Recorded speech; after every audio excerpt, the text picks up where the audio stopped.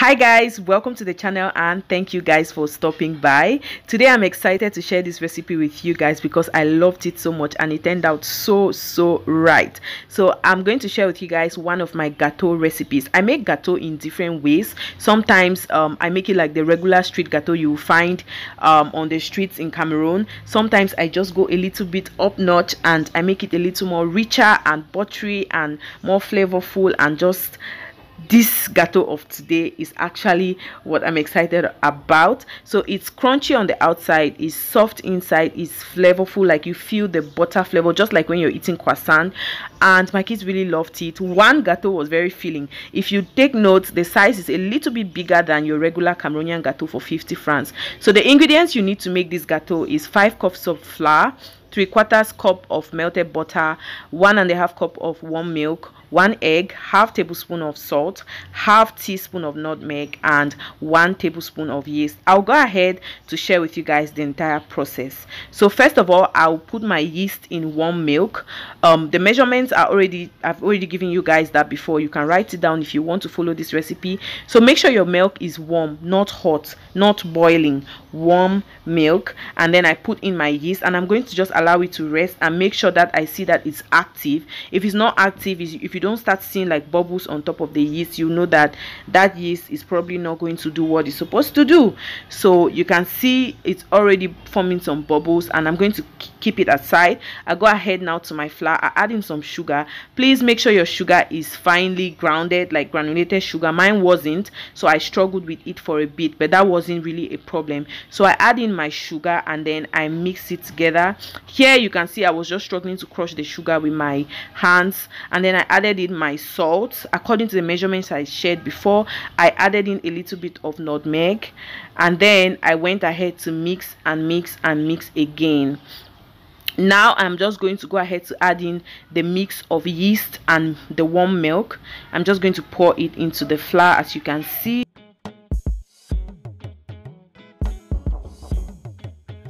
Now I'm going to go in with my melted butter.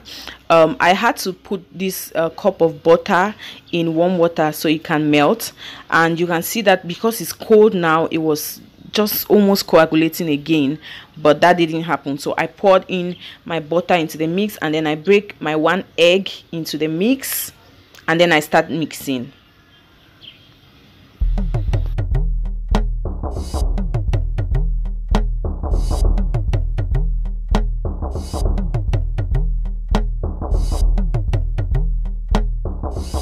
So let me explain this part. The total number of cups of flour I used is 5 cups of flour, but when I initially started mixing, I just put in 4.5 cups. Why?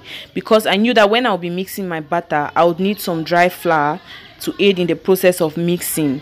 So that's what I'm bringing now into my mix. I'm just bringing 1/2 cup of flour to make it a total of 5 cups. So before, the flour you saw where I mixed everything and put the butter and everything, that was just 4.5 cups of flour. So right now I'm introducing the remaining 1/2 cup of flour into the batter, just to make sure that I get the consistency and the texture that I really am going for. So I did that, and then I continued mixing and mixing. You just want to really mix until you get to a point where you notice that the dough is picking up all the batter from around the pan. Like every batter sticks to the main batter. Every dough, rather, is that what I should say? Like the mix is sticking to each other, so you don't have leftover batter around your pan. Yeah, that's what I'm trying to explain. So as you keep on adding, you want to monitor the consistency and make sure it's right. So I added all of the 1 cup, the 1/2 cup of flour that you guys just saw, and then I went ahead now to just leave it rest. I'm going to cover it and make sure it's warm. Where I live is really hot, so I don't need to wrap it or put it in an oven or whatever. And like 30 minutes later, it was risen. I was actually in a haste to make this gateau. Normally you could leave it for maybe even an hour, 45 minutes, depends on you, but I was in a haste, so by the time it was 30 minutes, I was just like, okay, this thing should have risen. And then I opened it up and I started wrapping. If you notice, I'm wrapping like inward. There are different ways of doing it, and I think in this video you'll see me use different techniques, but the idea is just to wrap it, like I just keep wrapping it inward, and it's like almost like I'm tucking the dough in yeah, I just keep folding and folding, and then at the end I just try to achieve a round shape, and then I set it aside, and then I go over to the next.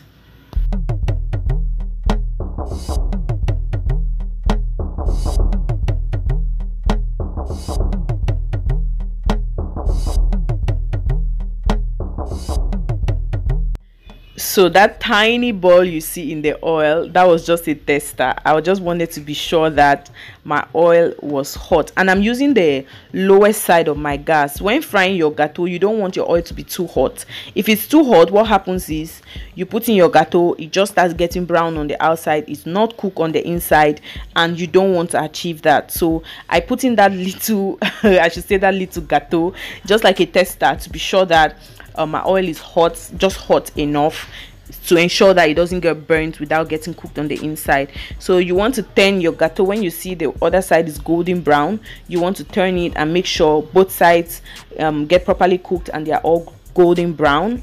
I love when my gâteau has cracks like this. I don't know, it feels good. It feels good in the eyes and it feels good in the mouth. No, it feels good, it looks good in the eyes, and then it tastes very good in the mouth. It's so crunchy. I like it.